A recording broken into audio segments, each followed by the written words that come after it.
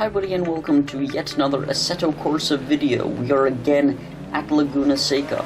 We already did a video where I drove the 2017 Ferrari F1 car around Laguna Seca, but in this video I'm going to be driving every single F1 car in the Assetto Corsa video game around Laguna Seca. First up is this 50s F1 car going down to the first corner. How do we do? And the brakes are absolutely horrific. Really not too good whatsoever.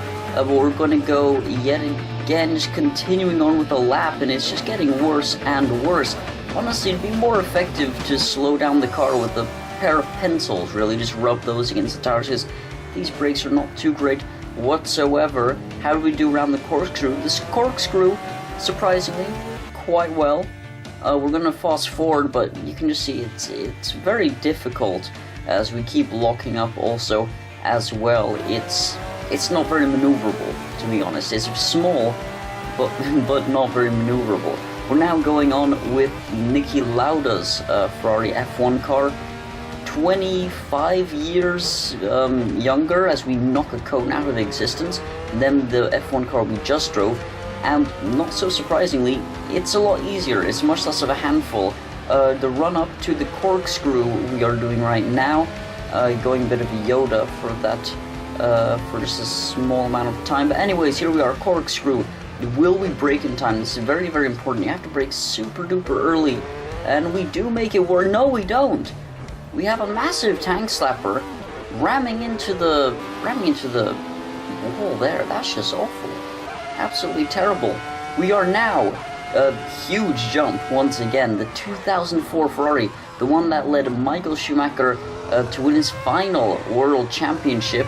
And here we are, a bit of a moment there, going off track again, and we've got a puncture. That's what that is. And you can just see that it's very difficult to move. When I steer, you know, the right tire is moving a lot less. So even though that is quite an easy car to drive, we got a puncture, and that's the end of that lap. Now an early 2010s F1 car. Now I don't quite know if this is like what actual car it is. I think this is a 2013 Ferrari, but I'm not entirely sure. So don't quote me on that. But you know, I'm a bit of a simpleton when it comes to these things. But anyways, much easier to drive than so far every F1 car. And yet we push it too far, and we do go off track. But yeah, it's got a lot of power. It is a bit twitchy, to be fair, but it's I think we set the quickest lap so far in this car. Yeah, definitely a lot faster than the other ones that we've driven so far. Now a 2015 Ferrari. Obviously the turbo hybrid era. It's a lot heavier, but it has more torque. It feels a bit more powerful. But you can just see that, you know, we're not pushing it as much, and even when we do, it's not really evident. It's a bit more tame, to be fair. Yeah, a lot easier to drive than the, you know, 1950s, 70s, and 2013-ish car. The 2004 is probably the easiest car to drive in this game, Formula 1 car-wise. We make a big mistake there, as while braking we move off track.